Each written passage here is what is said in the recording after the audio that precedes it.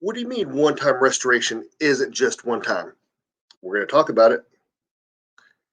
Hey, I'm Jason Sharon, Home Loans Inc. I'm a broker owner. I've owned my own company, my own mortgage company for about 3.5 years. Before that, I was a regular loan officer for 3 years. Before that, I was in the Navy for 20 years. I enlisted at age 17, right out of high school. Retired in 2013. I'm licensed in West Virginia, North Carolina, South Carolina, Georgia, Florida, Alabama. And a little fun fact about me: I'm a certified barbecue judge. So that way you understand my background and that I know what I'm talking about with VA loans. I'm 65% VA loans on average. Every month I do about 30 to 33 units a month. Most loan officers don't do 33 units in the year. I've published 3 books on mortgages: VA Mortgages Declassified, I Hate Renting, and Mortgages for Realtors. You can find all those on Amazon.com for purchase. And I've been interviewed by several national magazines about VA loans, including Housing Wire, Money.com, and National Mortgage Professionals of America. One-time restoration, how it works. I want you to pay very careful to the exact words I'm going to use. Very close attention to the exact words I'm going to use. If you pay off a VA loan and do not sell the property, you must file a Form 26-1880 to restore your entitlement. It's a super simple process. I help people with it every other week or so. It's super simple. If you don't do this, your entitlement will not be restored on your COE. So notice I said if you pay off a VA loan and don't sell the property. That means either you held the property for a long time, made extra payments, or you refinanced the property, or you won the lotto or got inheritance and you paid it off. So you bought 123 Elm Street with a VA loan. You've paid off that VA loan. You refied it to conventional, or you just paid it off with extra money, but you still own 123 Elm Street.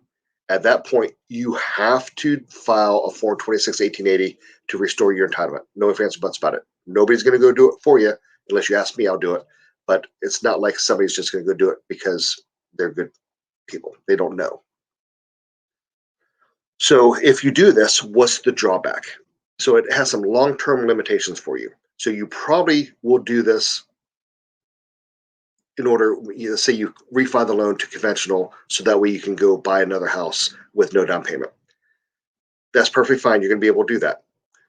You're going to have a limitation further on down the road. So the easiest way to explain it is via a scenario. And this is an exact scenario that I've had for a client. So a service member stationed in Texas. They bought a house there 3-4 years ago, $300,000. Now they're PCS into Charleston. That's where I live here, Charleston, South Carolina. Great town if you haven't been here. And they want to buy a house here for $400,000. They could do it, but those 2 loan amounts are going to exceed the 2021 loan limit, eligibility limit of $548,250.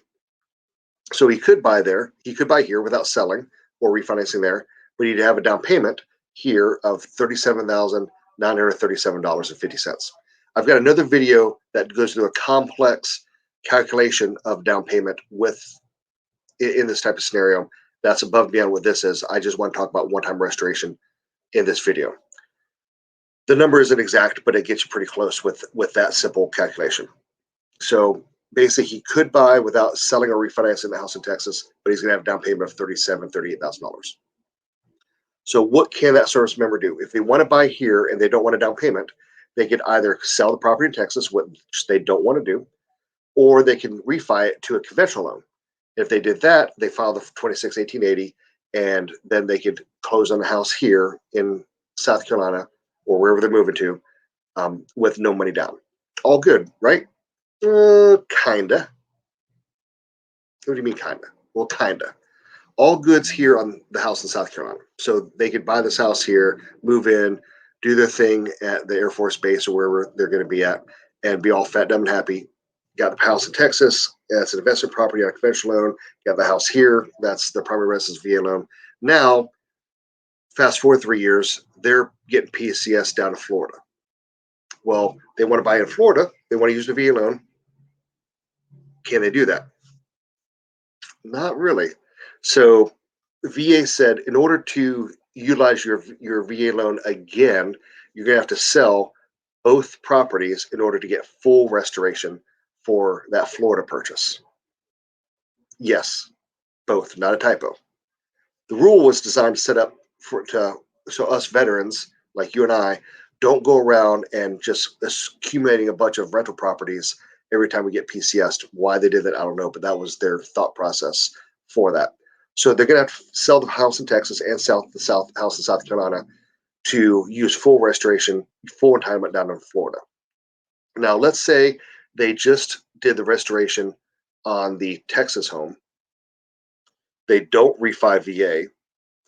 They want to go buy in Florida. They could buy in Florida with a VA loan, but their entitlement is going to be reduced by the original loan amount here in South Carolina. So let's say it's the same 548, 250, $400,000 South Carolina loan. They've got $148,250 entitlement remaining for Florida, which means if they go above and beyond that, they're going to have a down payment similar to the calculation we had before. Now, what if they sold both homes and bought in Florida?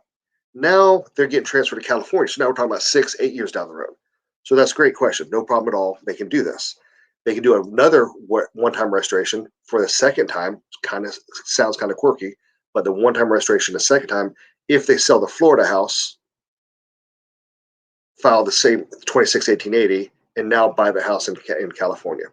I did confirm this with a phone call to the Regional Loan Center about an hour or two ago. This is fresh information confirmed by the VA. So states I'm licensed in case you need help: West Virginia, North Carolina, South Carolina, Georgia, Florida, Alabama. My contact information here for you, jason@homeloansinc.com. Super easy number to remember, 843-LOW-RATE. That's 843-LOW-RATE. And if you need help in another state, give me a call. I've got buddies in every state that'll help you with VA loans, and I get no money out of that, just trying to help friends. Please like and subscribe. Why it's important? Because if you got something out of this video, then somebody else will get something on this video. And if you like and subscribe, that's going to cause YouTube to go show this to more veterans so we can help more veterans own more of this country that we defended with our lives. Thanks. Have a great day. Bye.